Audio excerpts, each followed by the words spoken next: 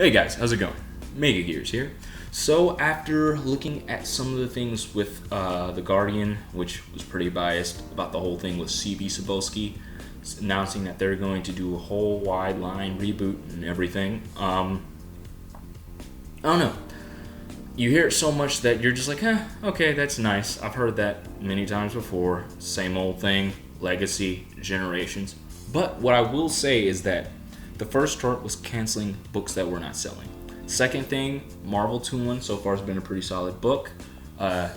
Spectacular Spider-Man, Peter Parker Spectacular Spider-Man. I bought the last 2 issues and I've enjoyed it. The art's been pretty good. I think they even had Andy Kubert on there. And I don't know, he's one of those guys I forget about him, but I'm like, but when people bring up, Andy Kubert, I'm like, yeah, he's a good artist. And his art's pretty solid on that book, I have to admit. And I've flipped through the last issue or so of Astonishing XMen, and I think it was only supposed to be 12 issues. But the most recent issue, I was like, wow, the women are drawn like women, and the art's actually really good, and the writing seems to be pretty solid. And I'm just sitting here, I'm like, let's not get too excited, because you read the first 2 issues of Astonishing XMen, and you thought it was really good. I think they even had Brendan Chang, who's doing or Brendan Chung, the one that's doing the art for the first 2 issues, Marvel 2-1, did the art for the first couple issues, I believe, and it was pretty solid. And I was like, awesome. And then it just kind of fluctuated, and I was like, I really don't care about this. But what I will say is, when they do something good, I'm gonna support them. I don't care if it's, let's just say, supposed diversity checkoff character. Maybe it is, right? Maybe it is. But if it's written well and it's of good quality, I'm gonna support it. Because it seems like we're starting to get what we want. We're starting to get these stories that we want. We're starting to get good artists, you know? Not too many people were really overly angry, I think, with Captain Marvel's design. I feel like Marvel had a combination of problems, and they just stacked on top of each other, one after the other, to the point where even smaller grievances weren't forgiven because of just all the other problems. But this looks like something good, and I really want it to do well. I really want Marvel to succeed. I want to buy a whole bunch of Marvel books. But here's another thing that's a problem with me, is that their books are too expensive. DC dropped sideways, right? A friend of mine, I got the issue for him. I got an issue. One of the comic book shops I went to, they said it sold out. Guess what? I thought it was pretty good. And yeah, I'm biased because I'm a Kenneth Rocafort fan, right?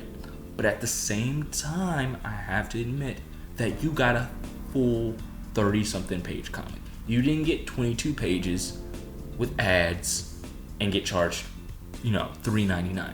You got a book that was $2.99 with a full length, pages of comics and well quality. I mean, like, even just picking it up, I was like, there's some extra pages in here. That's what we want. Just don't make the books so expensive, because when you look at the price tag of a Marvel book, you're like, I could jump and try that out, right? $4. Or I could go get, Justice League or the 2 Green Lanterns books that I know are going to be good for $6. Which one would you do? Now, some people will be like, well, I like Marvel, and I'll support Marvel. That is true, and there's a group of people that are willing to do that.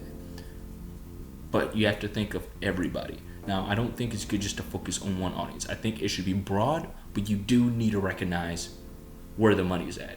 Yes, make these diverse books or these other type of stories, but also make something for everybody else.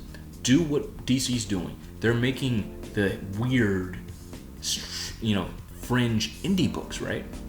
Young Animal imprint and everything else, but at the same time, they're making the books for the casual consumers, the guys and women that want to come in there and read Superman, that want to read Green Lanterns, that want to read Batman, Justice League or whatever. And then you've got the fringe indie books, Young Animal with Doom Patrol and everything, and Mother Panic.